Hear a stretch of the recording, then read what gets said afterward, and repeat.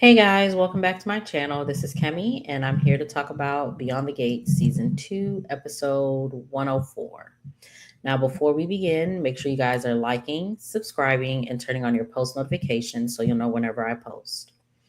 All right, so we start the episode off with Martin and the family. They are at the club, and he is trying to figure out which tie he's going to wear. Andre comes up to take their photos. Andre is there to take photos, so they're going to do like a little photo op and then post to the website and then to the socials, and then the kids are free to go do to have the rest of the day to themselves or whatever.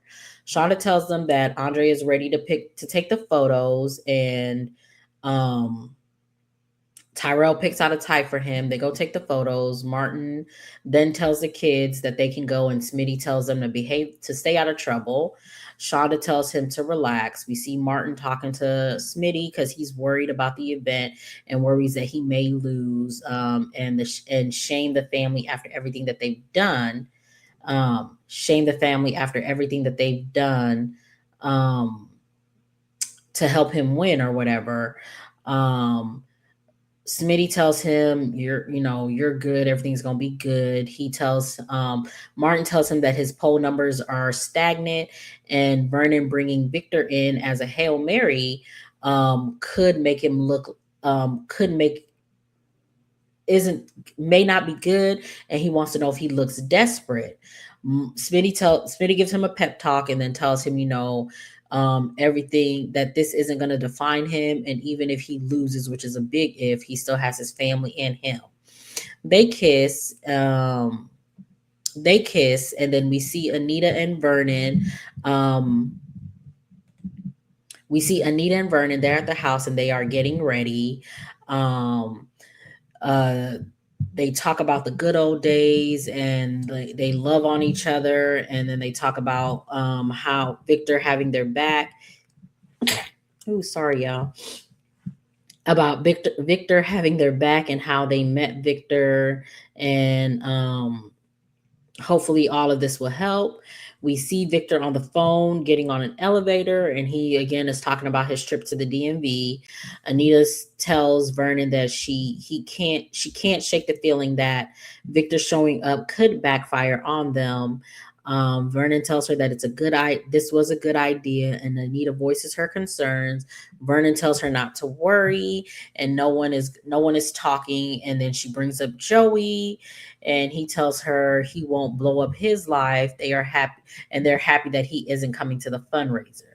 So he leaves to go meet Victor, um, and she comes to the club. We see Victor, and he arrives by this helicopter. So they get in the car, and then they reminisce about they get in the car and they have a drink, and they reminisce about the good old days or whatever.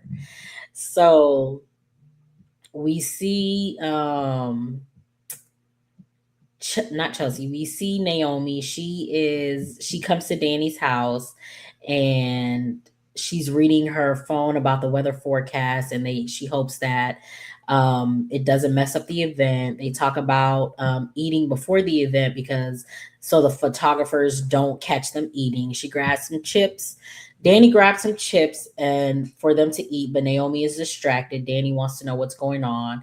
She tells her Jacob is obsessed with getting the people who led to Derek's passing.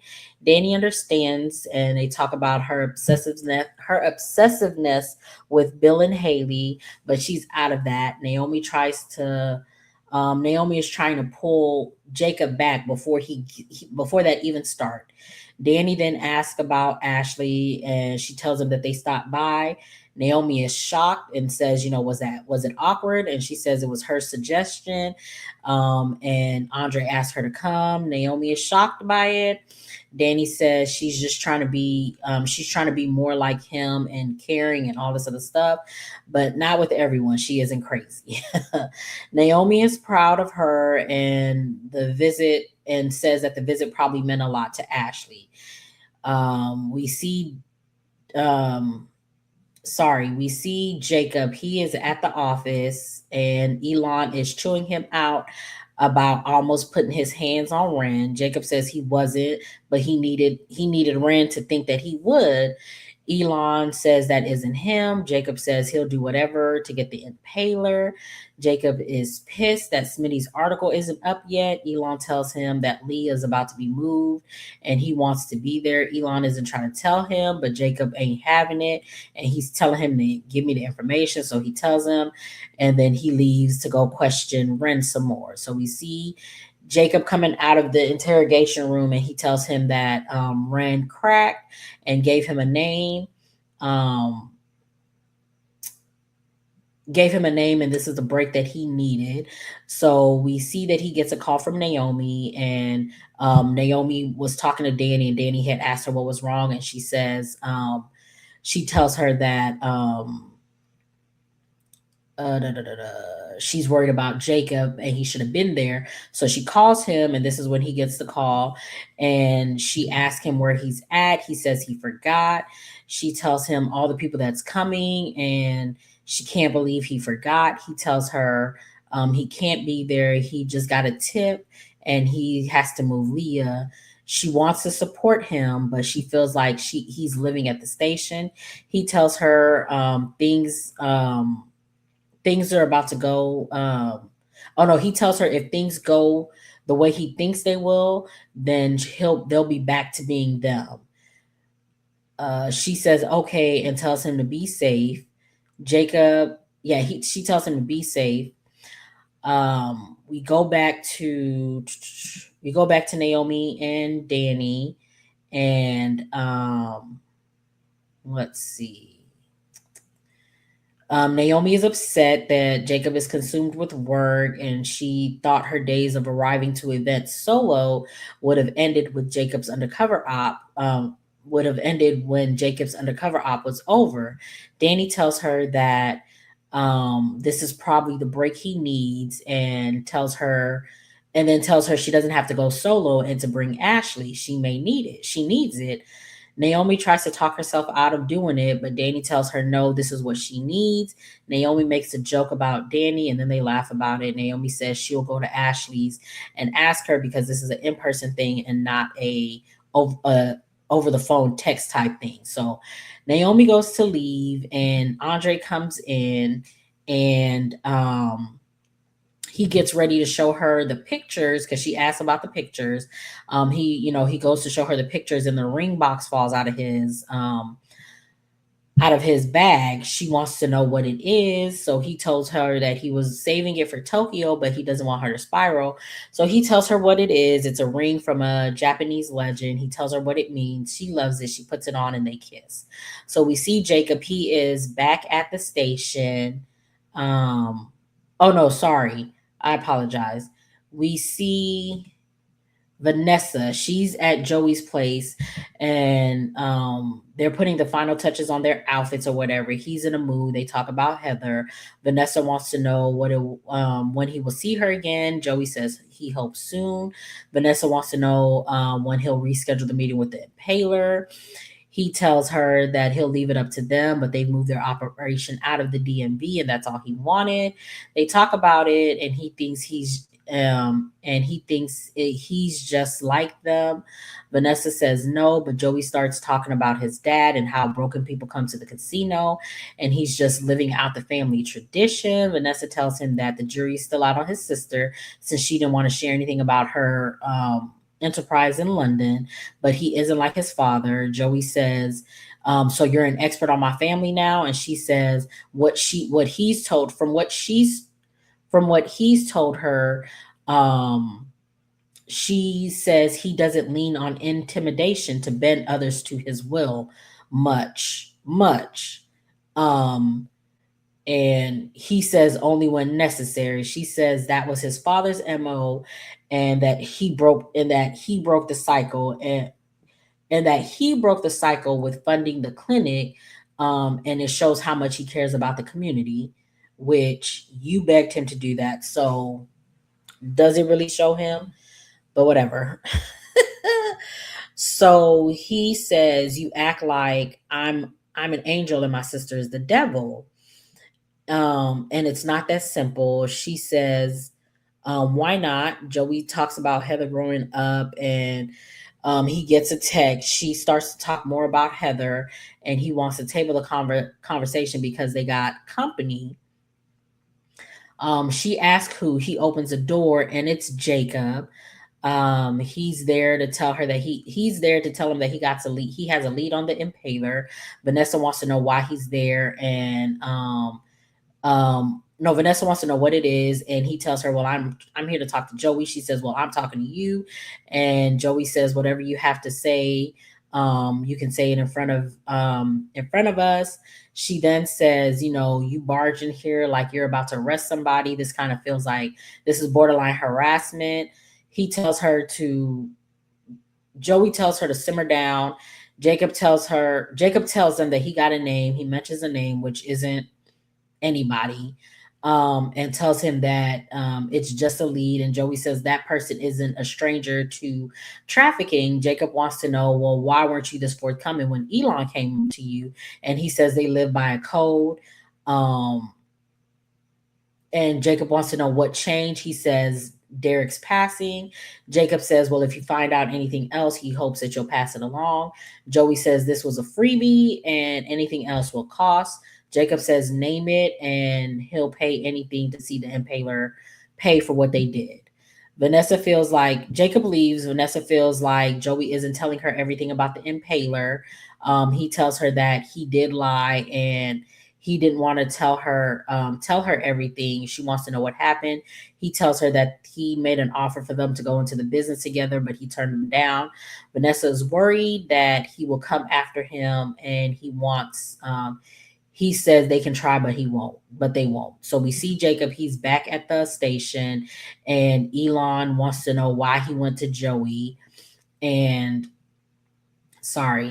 wants to know why he went to Joey, and he's just like, man, when you go to him, it's okay, but when I go to him, it's wrong. And Elon says, I refuse to let Joey get his hooks in you. And Jacob says he'll do whatever to get the impaler. Child, you doing the absolute most, but whatever. That whole story just fizzled, and I'm so disappointed in it. Between the whole storyline turning into an Ashley sob fest, to us finding out who the impaler is being Joey's sister, and then she leaves town. So it's just like, what was the point? But I digress. So we see Mona. She is at Orphe Jeans she's at Orphe Jeans, and Jan comes in. She's over there trying to raise money for her church. Jan is shocked that the owner let her do it. Jen asks how she's feeling. She tells her. Jan hopes that she'll still be feeling that way after she tells her what she's done. And Mona asks her, what'd you do? And Leslie comes in saying she's here to save the children. She comes over, she puts her arms around them and says this is like the old time. Mona isn't having it. She says something, and then Mona mentions Laura, and Leslie brushes it off. She tells her to open the gift. Mona ignores it. Jan tries to ease the tension and tells Mona to tell Leslie what the event is about. Mona pulls out the flyer, puts it in the gift bag, and says she can go read it over there or across town, but she just needs to get away. Let's see. Leslie takes a pamphlet, and she says she'll eat crow once she finds out what's in the gift, and she goes to sit down. Jan looks into the gifts, and she tells Mona she won't believe what Leslie has done now. We see Tyrell and Samantha come in. They talk to Mona and Jan. They ask about if June is there, but June left, or she took an earlier shift because she had to help a friend. They talk about Nicole being there earlier, but she had to leave to go get ready for the fundraiser. And then they ask why they aren't at the fundraiser, and they tell them because they were they got a pass because of finals or whatever. So they go to sit down, and let's see. They go sit down, and they talk about Samantha talks to him, says something about him missing her crowning, and she wants to know why he skipped. He tries to play it off, but she says you don't have to lie, because I already know that you left so that you can sleep with Jessica. He wonders if Martin told, and she was just like, no, Jessica told me. Um, she wants to know about their relationship now, and will it be hard on them once Jessica leaves for UCLA? He says now that they've taken it to the next level, he's going to convince her to stay and go to Banneker instead. Samantha tells him don't do that to himself. He says Jessica doesn't even like UCLA. She was only going there because it's a legacy thing for her family, just like the cotillion was something for her family, and she hated every minute of it, and she's going to hate that. Samantha tells him that she already talked to Jessica about the long distance thing, and she's ready to explore her options in Cali. Tyrell doesn't believe her and tells her that she's a hater and wants him to end up alone and pathetic like her. Sam wants to know what happened. Samantha wants to know what happened to her loving brother. He apologizes and says he's frustrated with Jessica and he didn't mean to take it out on her. She tells him what Jessica is possibly feeling and tells him that if she's having doubts, it's better to know now rather than later. So we get back to Mona and Jan is telling Mona to go ahead and look at the gift and just to get it over with now. So she takes the gift over to Leslie and she opens it and it's a check for $100,000. Mona thinks that she's trying to bribe to get back in her good graces, and her friendship isn't for sale. She knows that she didn't do this out of the goodness. She didn't do this without an ulterior motive. Leslie says, yes, she has a motive. She tells her that Jan told her about her diabetes. She says the sugar. As much as I don't like Leslie, they give her the funny lines. But, anyways, so she says that she's realized that she's missed out on a lot of her life and she wants to be there for her friend. Mona clears her throat and she's just like, and Leslie says, okay, former friend. And since they aren't on speaking terms, she thought that giving a donation was the best thing. Mona says, okay, she'll give her the benefit of the doubt. And assuming that it clears, it will help with the renovations for her church. She wants to know why she put it in a Fenmore bag. And she says, well, she was there earlier and it was what she had in hand, and she didn't want to show up with a check as big as her head for all to see, and it would be tacky, and she didn't want others to feel less than. Mona just walks away after that. Jan tells her it's progress. Leslie gets a call. She is happy that she goes over to Mona and Jan and tells them that Mona is her guiding light, and when you put good out in the world, the good Lord blesses you back. She tells them that construction on her house is going to start next week, and she's happy and leaves, and Mona just shakes her head like, good Lord. So we're back at the country club. Anita is there now, and Victor is also there. So they're hugging. Uh, I'm sorry, no. Anita gets to the country club. She tells them that Victor's made it. Martin wants to know what the press count is. He looks at the numbers and he's just like, that many. He's shocked by it. Smitty tells him that one of his reporter friends said if his speech does well, he's going to paint him in a favorable light. Anita tells him the rest of Genoa City is the west of the Genoa City guests have touchdown. We see Victor and Anita and they're hugging and he's flirting with her. They talk about her diagnosis because Vernon has shown up yet. She introduces him to Shonda and Shonda walks him through the event. Then Vernon introduces Victor to Martin. Martin thanks him for showing up. He then introduces Smitty to Victor. They all make pleasantries or whatever. Shonda comes over and tells them that the doors are opening soon and they're in countdown mode now. So Victor says he has to go make a call. So he walks away. Martin then thanks not his parents. It should have been his parents, but he thanks Vernon and Anita for getting Victor there. They talk about how this will help him cross the finish line. Then the lights flicker as the thunder rumbles, and Martin hopes it isn't an omen. And Victor says it's not. Let's go make this night for the history books. And that's how the episode ends. So we are about to be at this, well, this is the start of the crossover event, the fundraiser, and then also the tornado that's about to happen. So it's about to get real good. So we about to be there, y'all. I'm catching up. I'm catching up. I promise. But make sure you guys are liking, subscribing, and turning on your post notifications so you'll know whenever I post. Get down in the comments. Tell me what you guys thought of this episode, and I will see you guys in the next one.